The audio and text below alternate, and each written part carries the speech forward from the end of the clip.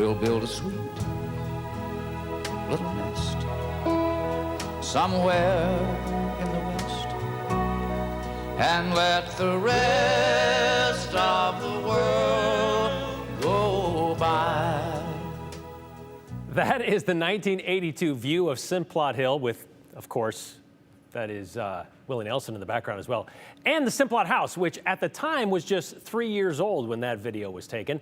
And that was from a KTVB special done on billionaire and potato magnate J.R. Simplot, titled King of the Hill. And atop that hill, which J.R. bought for $5 an acre in 1947, by the way, well, sat that house, as you saw. J.R. called it a shack back in 1982, telling Sal Selesky back then it had everything in it they wanted. J.R. and his wife Esther lived in the 11-room, 7,300 square foot home for 25 years and then donated it to the state of Idaho in 2004. The idea was for the 4,000 Simplot Lane home to become the governor's residence, something Idaho hadn't had since 1989. Then Governor Dirk Kempthorne and the state had plans to renovate the Simplot house. And on this day, 19 years ago, Maggie O'Mara got a sneak peek of those plans and a full view of the state of the state's house from the First Lady herself in today's 208 Redial. Most of us know it as the big house on Simplot Hill, overlooking all of Boise, but not many of us have been in it. With the help of First Lady Patricia Kempthorne, we got to go inside. Isn't it gorgeous? The home has a wonderful spirit. It's been named the Idaho House and will be the official home of the future governors of Idaho.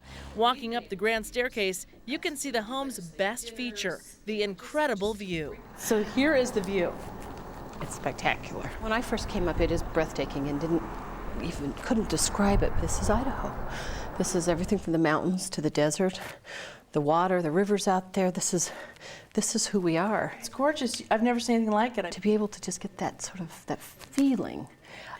It's really the right place for this house. Built in the early 80s, J.R. and Esther Simplot lived here until about 3 years ago. What do you think people on the ground are thinking about what's up here? They just think it's a huge castle or a mansion, and it really is a home more than that. The 2-bedroom home now stands empty, ready for a major $3 million renovation and expansion to start.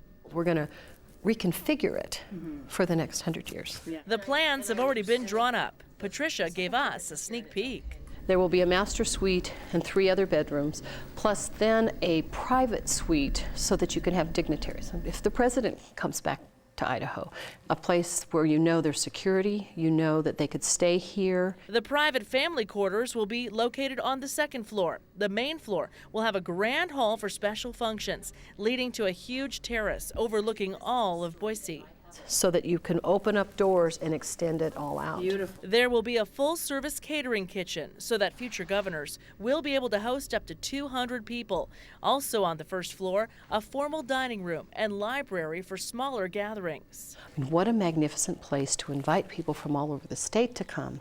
A house that was once off limits will now be a home for the people. It really is the Idaho house. It belongs to the whole state. There's also this spirit in this house that makes it very much Idaho, very much a home, and I think that'll come through. Maggie O'Mara, Idaho's News Channel 7. Except it never did come through. It was kind of cool to see those plans, those ideas they had, but none of it ever came to fruition. The state tried to raise $3 million to renovate the home, but that campaign stalled in 2008 with only about half the money raised. 2008 was also when J.R. Simplot passed away at the age of 99. So the house remained empty and unrenovated. And when the cost to maintain the house and the 37 surrounding acres, the Simplot house was returned to the Simplot family in 2013.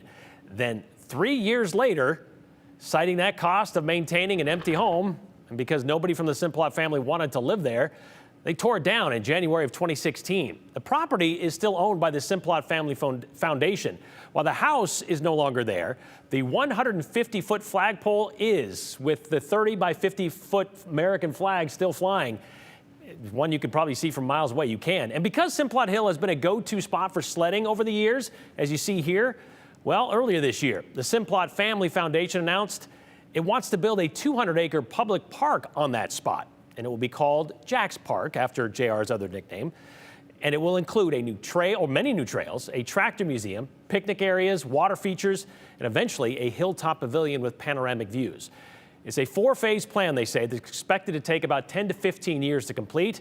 And yes, the flag will still be there and will still fly. Okay, so what about an actual Idaho governor's residence? Is that in our future? Because right now, Governor Little, who lives in Emmett, also rents an apartment in Boise and gets a $60,000 housing stipend. Idaho is one of 5 states without a permanent governor's residence, and the idea of establishing one has been floating around since at least 1996, when the legislature created a governor's housing committee. We had that house, as we mentioned, from 1947 until 1989. That would be the Pierce House in Boise's North End on 21st and Irene. And the committee thought, well, they might have the next one in place with that Simplot one, but obviously that didn't pan out. Apparently, the state does own 15 acres of foothills behind Fort Boise with the intent of using it for a governor's house. And, according to Boise State Public Radio, about $200,000 in an account to pay for it. But something tells me they're going to need a bit more than that to do it.